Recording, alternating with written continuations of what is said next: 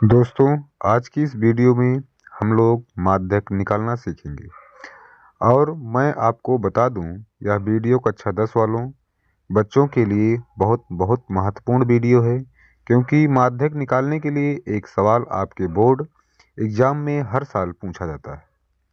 तो इस साल भी ज़रूर पूछा जाएगा। और अगर आप मैथ में कमज़ोर हैं तो बिल्कुल भी परेशान होने वाली बात नहीं है। आपको हर एक चीज़ एकदम अच्छे से समझ आ जाएगा, क्योंकि मैंने एकदम बेसिक से चीज़ों को समझाया है। और मैं यह बात दावे के साथ बोल सकता हूँ कि आप मैथ में कितने भी कमज़ोर क्यों ना हों, इस वीडियो को देखने के बाद आप माध्यक निकालना सीख जाएंगे। चलिए वीडियो को शुरू करते हैं। माध्यक अवर्गीकृत आंकड़ों की माध्यक निकालना और वर्गीकृत आंकड़ों का माध्यक निकालना।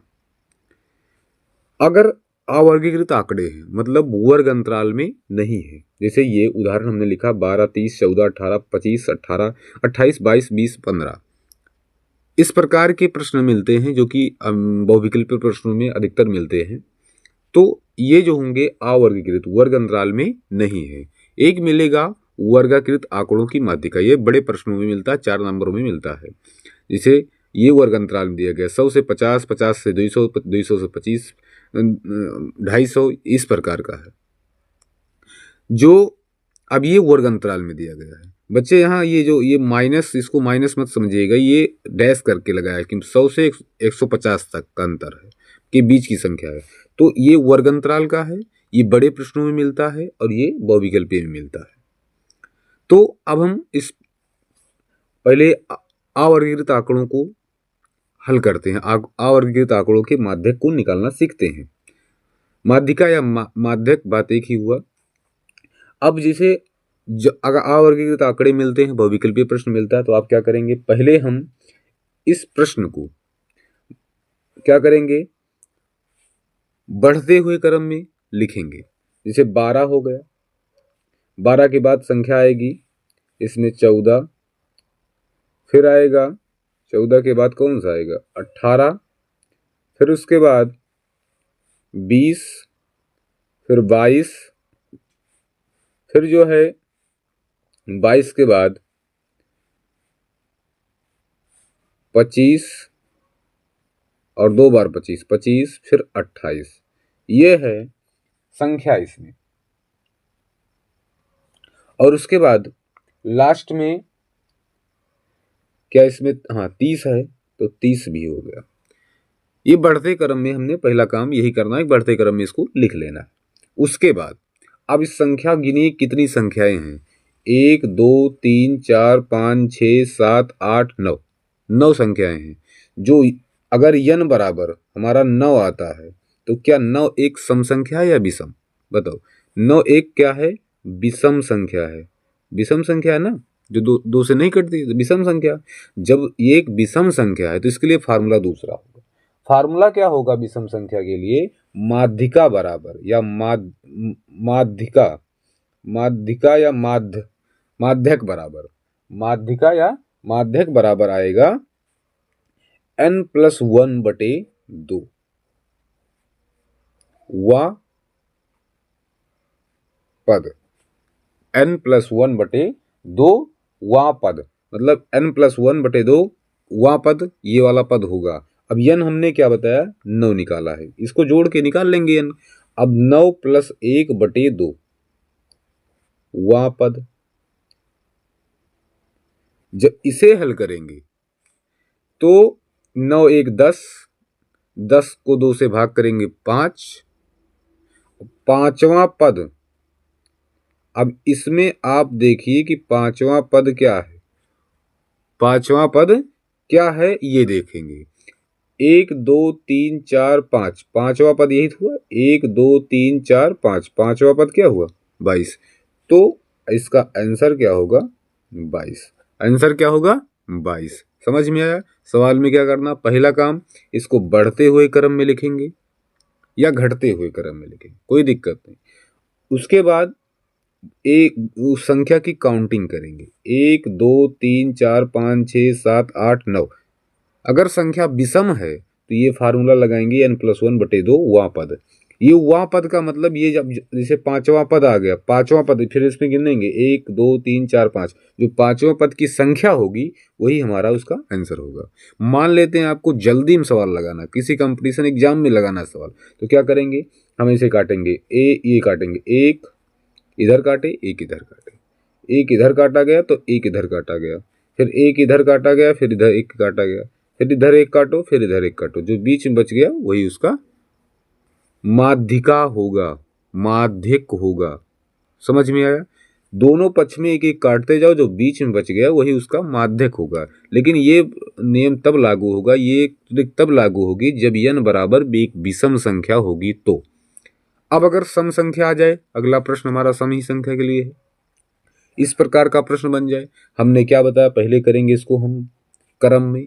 तो जैसे इसमें सबसे छोटा कौन सा है, 8 है, 8 के बाद क्या है, 14 है, 14 के बाद 15 है, फिर 17 है, फिर 19 है, फिर 20 है, फिर 34 है, फिर 35 है, फिर 38, उसके बाद लास्ट में 45। ये इसका क्रम है। अब इसमें देखो संख्याएं कितनी है, 1 2 3 4 5 6 7 8 9 10, टोटल n बराबर कितना आया हमारा, 10 आया। कितनी संख्याएं आई, 10 संख्याएं हमारी इसमें आई। अब n बराबर 10 आने का मतलब हुआ कि यह एक सम संख्या, इसमें n का मान सम संख्या प्राप्त हुआ। जब सम संख्या प्राप्त होगा तो माध्यिका बराबर फार्मूला आएगा, माध्यिका बराबर फार्मूला होगा इसमें 10 ये n/2, n/2 वां पद, ये लिखना जरूरी है, वां पद प्लस n/2 प्लस का 1 वां पद पूरे के बटे 2। ये होगा फार्मूला इसका। क्या बताएगा, n/2 वां पद और n/2 प्लस का 1 वां पद बट पूरे के बटे 2। अब इसमें जो n का मान बताया गया, n का मान हमें क्या आया, 10, तो 10/2 वां पद और प्लस का n/2, तो ये हो जाएगा 10/2 प्लस का 1 वां पद और पूरे बटे 2, ये हुआ हमारा। अब 10/2 ये पांचवा पद हो गया और ये हो गया 10, 5 प्लस 1 6, पांचवा पद और प्लस का छठवां पद, हित मिलेगा। समझ में आ रहा ना, ये काटेंगे 5 हो जाएगा, 5 1 6 पूरे बटे 2। अब पांचवा पद क्या है, इसमें गिनो 1 2 3 4 5, पांचवा पद यही तो है, 1 2 3 4 5, पांचवा पद क्या है, 19 है, और छठवां पद क्या है, 5 एक बार 6 20 बटे का 2 बटे का 2। अब 20 और 19 39 बटे 2, यही इसका माध्यक होगा। अब इसमें भाग करेंगे तो आएगा, काटेंगे तो 19/19.5 का आएगा माध्यक, 19.5। अगर आप ये ट्रिक लगाएं जो भी विषम संख्या के लिए लगाए थे, तो इसमें क्या होगा, 2 संख्याएं बीच में बचेंगी, उसमें दोनों को जोड़ के 2 से भाग करना होगा। देखो, एक इधर काटे एक इधर काटे, फिर एक इधर काटे फिर एक इधर, ऐसे काटते जाएंगे तो लास्ट में जो है ये 2 संख्या बच गई, 19 और ये दोनों का हम योग करेंगे, 2 से भाग करेंगे, वही काम यहाँ किया गया लास्ट में। सवाल समझ में आया होगा। ये जो प्रश्न बनते हैं बहुविकल्पीय प्रश्न बनते हैं, जो कि बोर्ड एग्जाम में 90% चांस है कि बहुविकल्पीय प्रश्न बनेंगे 2026 बोर्ड एग्जाम में। इसलिए आपको, आपके लिए वीडियो जो है बहुत महत्वपूर्ण वीडियो है। पूरे माध्यक का निचोड़ इस वीडियो में आप लोगों को मिलेगा और माध्यक का एक सवाल अवश्य बनेगा इस बार बोर्ड एग्जाम 2026 में। तो क्लास 10 वालों के लिए तो ये वीडियो बहुत इंपॉर्टेंट है। अब हम देखते हैं वर्गाकृत आंकड़ों के, मतलब वर्ग अंतराल वाले प्रश्न को कैसे हम हल करेंगे। हमने उदाहरण में लिया है एक 100 से 150, 150 से 200, 200 से 250, 250 से 300 और 300 से 350। इसमें ये श्रमिकों की संख्या मतलब बारंबारता दी गई है 6 3 5 20 10। तो अब इसमें इसको हम कैसे ज्ञात करेंगे, जो वर्गीकृत आंकड़े होंगे उसके लिए हम फार्मूले का प्रयोग करेंगे। फार्मूला हमें दिया रहता है और फार्मूला हमारा क्या रहता है, कि माध्यक बराबर L+1 N/2 माइनस CF/F गुणे H। अब इसमें L क्या है, N/2 क्या है, CF क्या है, F क्या है, H क्या है, सब हम इसके बारे में बताने वाले हैं। L जो है देखो, L का मतलब है कि माध्यक वर्ग की निम्न सीमा, माध्यक वर्ग की निम्न सीमा, जो माध्यक वर्ग होगा उसकी निम्न सीमा। CF का मतलब होता है माध्यक वर्ग के ठीक पहले वर्ग की संचयी बारंबारता। CF का मतलब होता है संचयी बारंबारता, और संचयी बारंबारता माध्यक जो माध्यक वर्ग निकालेंगे उसके ठीक पहले की संख्या। N का मतलब कुल बारंबारता, उसको जोड़ के। F का मतलब माध्यक वर्ग की बारंबारता। अब इस प्रश्न में देखिए, प्रश्न में क्या हुआ, हमने इसमें यल का मान क्या बताया गया, फार्मूले में देखो, यल का मान मतलब जो इसमें माध्यक वर्ग होगा उसकी निम्न सीमा यहाँ देखेंगे, और जो N/2 होगा ये जो ये बारंबारता है इसकी, ये N है उसका 2 कर दो आधा, और जो ये CF है ये संचयी बारंबारता है, इसको निकालना पड़ेगा। कैसे निकाला जाएगा अभी बता रहे हैं। F का मतलब माध्यक वर्ग, जो माध्यक वर्ग इसमें आएगा उसकी बारंबारता। अब H क्या है, H ये है जो इसकी इनके उच्च सीमा माइनस निम्न सीमा, उच्च सीमा और निम्न सीमा की बीच का अंतर क्या है, देखो 100 और 50, 100 और 150 में 50 का अंतर, 150 200 में, इसमें मतलब सब में कितना का अंतर है, 50 का अंतर, सभी समान है। अब ये CF कैसे निकालेंगे, CF निकालने के लिए संचयी बारंबारता निकालने क्या किया जाता है, पहले तो हम इसी को ऐसे लिख देते हैं, जो यहाँ लिखा होता है उसको यहाँ लिख देते हैं, फिर हम इसमें ये जोड़ देते हैं 6 और 3 9, फिर जो 9 में हो इसे 5 जोड़ेंगे, 9 5 14, 14 में 20 जोड़ेंगे कितना आएगा 24, यही तो आएगा, और 24 में 10 जोड़ेंगे आएगा 34। यही हमारा संचयी बारंबारता निकलता, मतलब इसको पहले संख्या लिखेंगे फिर जोड़ते जाएंगे इसे, समझ में आया होगा ना, ये जोड़ देते। देखिए इसमें एक क्या हुआ, 14 और 20 क्या होगा, 24 नहीं होगा, 14 और 20 होगा 34, और 34 10 44, ये होगा 34 10 44। अब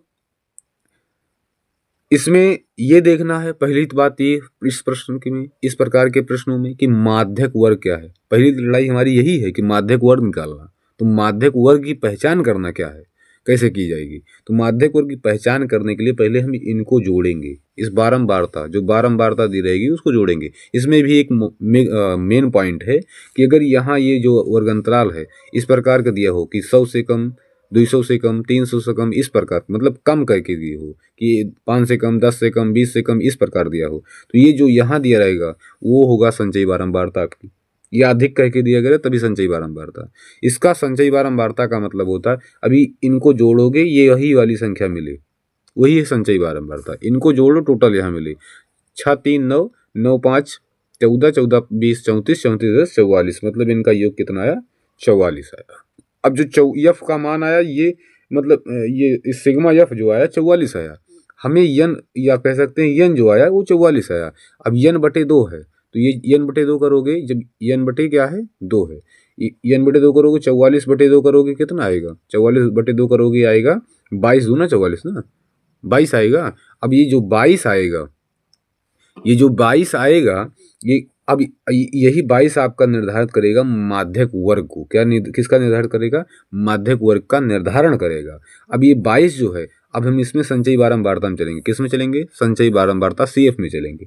जो 22 है अब इसमें देखेंगे कि अधिकतम किसमें 22 आ रहा है, तो 6 जो है छोटा है 22 से, 9 जो है छोटा है 22 से, 14 जो है छोटा है 22 से, 34 ये 22 से बड़ा है, मतलब जो संख्या आएगी उससे बड़ा ही रहेंगे, बड़ा जो सबसे बड़ी संख्या होगी, मतलब जो उससे बड़ी पहली संख्या होगी, पहली संख्या दूसरी नहीं, जो बड़ी संख्या होगी। अभी जैसे 34 बड़ा भी तो 44 तो हम पहली संख्या लेंगे 24, तो ये जो होगा ये वाला, ये होगा इसका माध्यक वर्ग। क्या होगा, माध्यक वर्ग। अब माध्यक वर्ग पहचान हो जाएगी, क्योंकि माध्यक निकालने के लिए जो वर्गीकृत आंकड़े हैं उन माध्यक निकालने के लिए माध्यक का मान निकालने के लिए माध्यक वर्ग पहले जानकारी होनी चाहिए। माध्यक वर्ग कैसे निकलता है, माध्यक वर्ग नहीं निकाल पाओगे तो सवाल नहीं हल कर पाओगे। माध्यक वर्ग निकालने के लिए हमने बताया कि क्या करोगे, पहले n/2 करोगे, n कैसे निकालोगे, इसी बारंबारता को जोड़ोगे, n निकला उसके बाद उसका 2 करोगे, मतलब 2 भाग करोगे, जो आएगा फिर जाएंगे संचयी बारंबारता में। संचयी बारंबारता में जो पहली संख्या मिलेगी, जो ये n/2 करके निकाले हो, इससे जो पहली संख्या बड़ी मिलेगी वही होगा माध्यक वर्ग। तो ये 34 हमसे ये 22 से बड़ी है, तो यही हो गया माध्यक वर्ग। जब ये माध्यक वर्ग हो गया तो ये जो होगा ये जो बारंबारता है ये होगा यफ, क्योंकि हमने देखो यहाँ लिखा है क्या, यफ क्या होता है, माध्यक वर्ग की बारंबारता। अब इसमें माध्यक वर्ग कौन सा है, ये है, तो इस ये जो यही बारंबारता, तो ये हो गया क्या 20। मतलब हमें क्या मिला, हमें मिल गया यफ बराबर क्या मिला, यफ बराबर मिला 20, यफ बराबर 20 मिल गया। अब उसके बाद बात आती है यल। यल में क्या बताया गया था, माध्यक वर्ग की निम्न सीमा, माध्यक वर्ग की निम्न सीमा। अब ये माध्यक वर्ग है, इसकी निम्न सीमा मतलब ये छोटी सीमा जो नीचेली सीमा है ये तो है। तो यल का मान क्या मिला हमें, 250 मिल गया, यल का मान 250, यल का मिल गया, यफ का मिल गया, n बटे 2 पता है आपको 22 आया है, सी एफ मिल जाए। और यच क्या है, यच कितना है, यच तो पता ही हो गया, यच मतलब जो निम्न सीमा उच्च सीमा में अंतर है, तो 250 और 300 में अंतर क्या है 50 का।